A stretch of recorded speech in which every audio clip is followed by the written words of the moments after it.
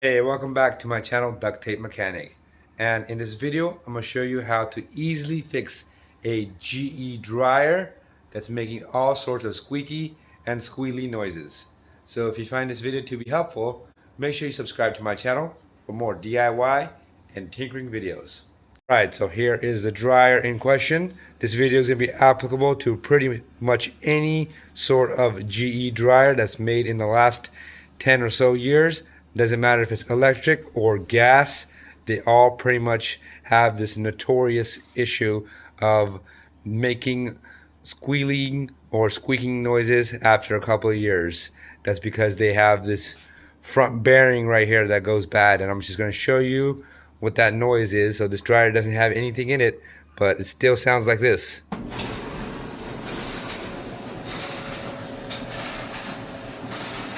So it sounds like there's a bunch of stuff in there. We got some metal on metal squealing noise. Not only is this noise annoying, it's dangerous because eventually you could have sparks. So I'm going to show you, just in case if you didn't believe me. There is absolutely no clothes in there. We actually got some metal shavings beginning to fall off.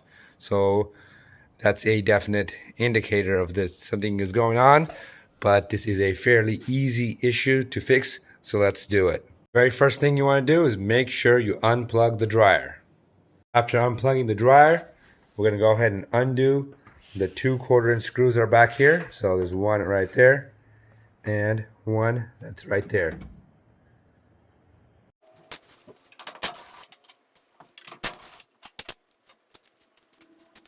After those 2 screws have been undone, we can flip up the top console right here. So to do that, we're going to grab it, then push it towards the back over here. So it's kind of a sudden push will pop it up, and then you can kind of flip it up like so.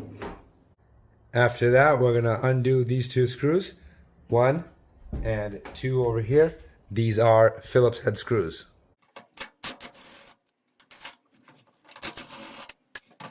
After that, just to make sure we don't damage the console, we're just going to put it back into place. Obviously, we're not going to put the screws back in, but you can kind of just snap it back into place and it'll be nice and secure.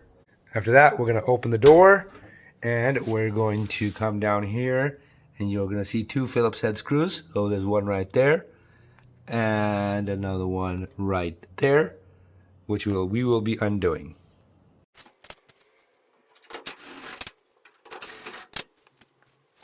After that, we should be able to lift up the top and kind of set it back a little bit. We won't be able to take it all the way off because of the wiring harness is going up into the top console, but this will be more than enough to do this repair. We'll be undoing these 2 1/4-inch screws. So there's one right there and one on the other side. And after that, the door panel will kind of want to come towards you if you're standing in front of the dryer. So be aware of that. So go ahead and just maybe put your leg up against it.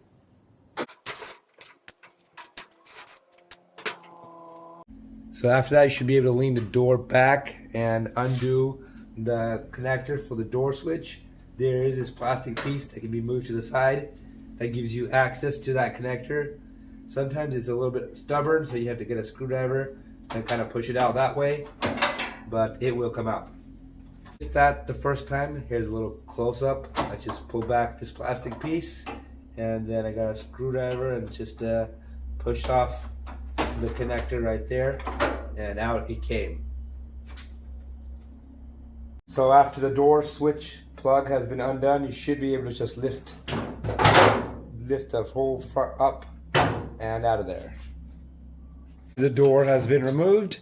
You can go ahead and open up the door itself, and you will need to undo 2 more Phillips screws. There's one right there and one right there.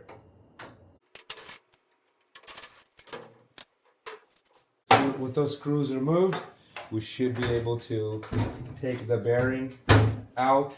So the bearing is this piece right here. This whole piece right here is called the top bearing assembly, and I'll show you what a good one looks like, but this is absolutely shot. So to take it out, you can kind of push up on these tabs, and we should be able to kind of pull it off. There we go. In this case, it came out in a million pieces. All right, let's take a look. Here we have the old one, and here we have a brand new one. Look at that difference. This plastic has been completely eaten away by the drum. So it had eaten away this whole plastic and gone to the metal underneath here. That's why it was making so much noise. So this required a replacement of the top bearing. Once in a while, if you're really lucky and you catch this problem early on, you can replace just these slides, because that's what the drum is actually sitting on. But to do that, you have to be really attentive to what your dryer sounds like. So the first sign of any sort of noise, go ahead and pop the top open and see if those slides are missing or broken, and replace those. But 90% of the time, it's too late. Those slides are long gone, and even the place to hold the slide has completely broken off. So you will have to replace this. The good thing is this is only like $60. The slides are obviously cheaper. They're only like $10, but you get the whole assembly with this, with all 4 slides for $60 or so. It's not bad. I will link that part in this video, so it kind of pops up around now. It can also be found in the description of this video, and that part will be pretty much the same for about 85% of these dryers.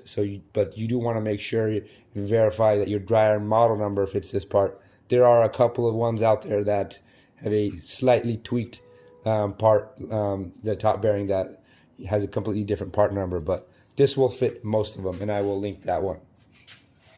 All right, so let's go ahead and install the new top bearing.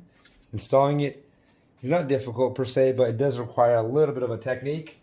What I found best is to install these bottom pieces in first, and then do the top by pulling up this metal part. So I'll try to demonstrate that.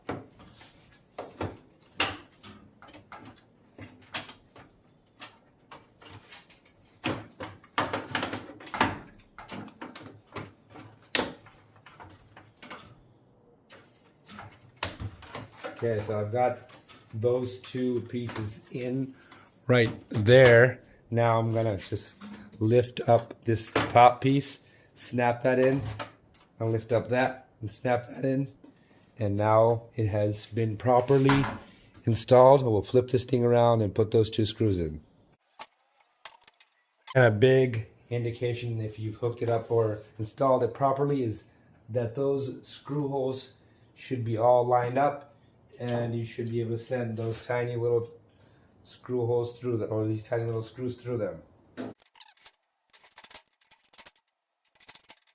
Now it's time to reassemble this thing. It's pretty much the same steps, but in reverse order that we took to disassemble it. The door goes on first with the door assembly, and it's got these feet on the bottom right here that go into the slots at the bottom of the door panel, just like so. Don't forget to connect the door connector back on. So you're just gonna go ahead and pull this plastic piece to the side and plug that back in like so. Then you can just tuck that plastic piece in there, and that's done. All right, so after that we're gonna be reinstalling this front panel onto the rest of the dryer body. To do that, we have to kind of lift up the drum and kind of place it onto the top bearing, because that's where it'll sit. And at the same time, you kind of want to push this in. There are little slots right here that go in, that line up, and when everything is lined up, these holes will also line up, I should say. Once they do, go ahead and put those 1/4-inch screws back in there.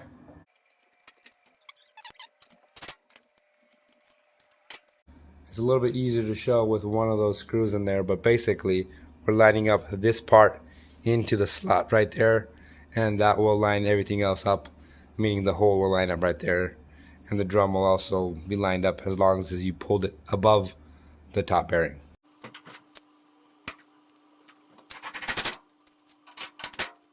To wear some sort of hand protection. There's sharp metal pieces involved here. So I always like to just grab the drum and rotate it and see if it spins smoothly, spins freely, because it's a whole lot better than assembling everything and find out that you hadn't positioned your drum correctly, which is it's supposed to be like this. So this is a good opportunity if you can't figure it out. The drum is supposed to sit on top of the lip of the bearing, so it slides on those slides that I showed earlier. So far so good. Go ahead and just put this top into position and then screw it on from the bottom.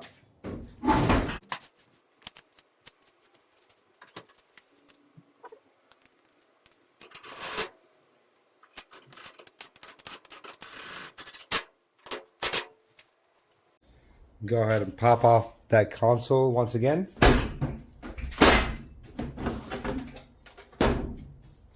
And put those two screws back in as well.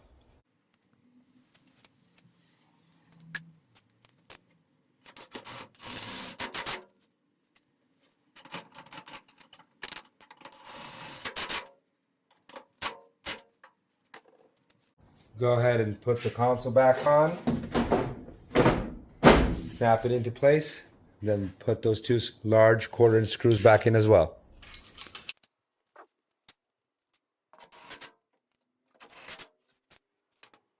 Alright, so I've got the dryer plugged in now, and I'm going to go ahead and start a cycle. And that is how it should sound like. No squeals or squeaks, and sounds wonderful. There's nothing in there, so it should sound like there's nothing in there, right? So this is something that you could do yourself. It may take you 1 hour at the max and 70 or 80 bucks at the max. I got this part for 60, and I will try to link it at that price point, but sometimes prices do change. So let's just say worst case scenario, 80 bucks, 1 hour of your time, and you've saved your dryer from the landfill, because eventually that drum will eat through the front of the dryer, and it's horrible. I've seen it. So if you found this video to be helpful, make sure you hit the thumbs up sign.